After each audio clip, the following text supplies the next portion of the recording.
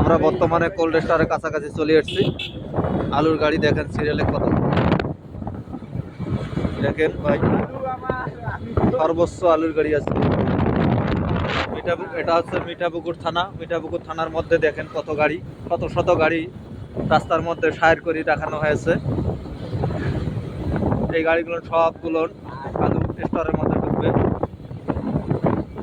দেখেন ভাই অবাক করা কাহিনী যে এত আলু মানুষ কোথায় চাষ করছিল।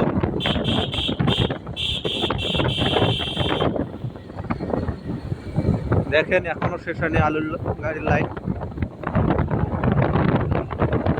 এই আলুগুলো কি ধরবে স্টোরে?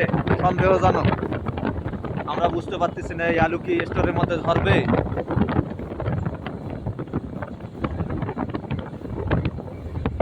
ভাই দেখেছেন, এখন পর্যন্ত দেখেছেন এরকম কত আলু আছে।